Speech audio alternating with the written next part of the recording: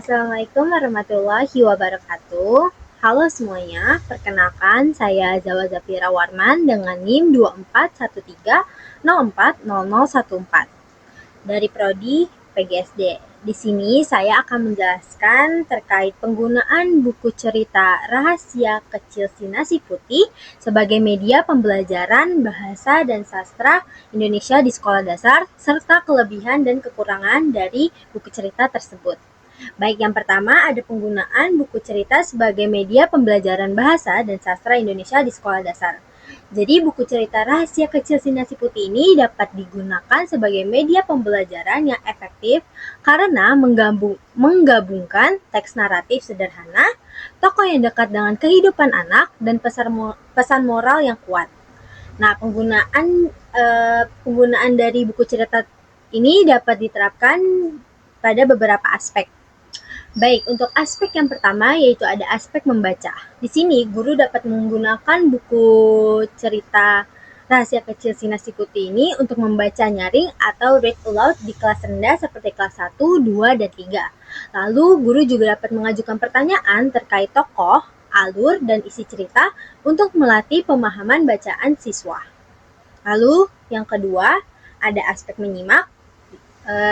Saat guru membacakan cerita, siswa dilatih untuk menyimak isi cerita, kemudian menceritakan kembali dengan bahasa mereka sendiri.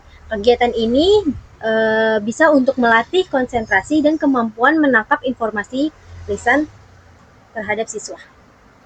Aspek yang ketiga yaitu aspek berbicara. Di sini siswa dapat diminta untuk menceritakan kembali isi dari cerita, lalu juga bisa berdiskusi tentang sikap dari tokoh Mira, lalu juga bisa dengan bermain peran atau role play. Nah, kegiatan tersebut untuk melatih keberanian berbicara dan keterampilan berbahasa lisan siswa. Lalu aspek yang keempat ada aspek menulis. Di sini buku dapat digunakan sebagai stimulus untuk yang pertama menulis pesan moral, yang kedua menulis pengalaman pribadi tentang tidak menyisakan makanan.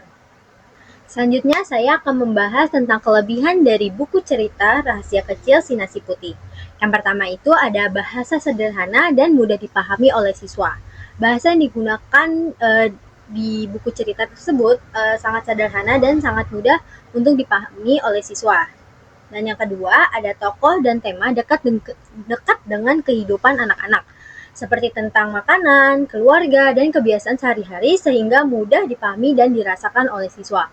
Lalu yang ketiga, ada mengandung nilai karakter.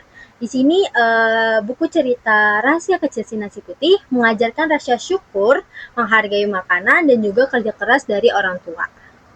Baik, jika ada kelebihan maka ada kekurangan. Nah, di sini saya akan menjelaskan tentang kekurangan dari buku cerita Rahasia Kecil Si Nasi Putih. Yang pertama itu fokus cerita lebih kepada pesan moral.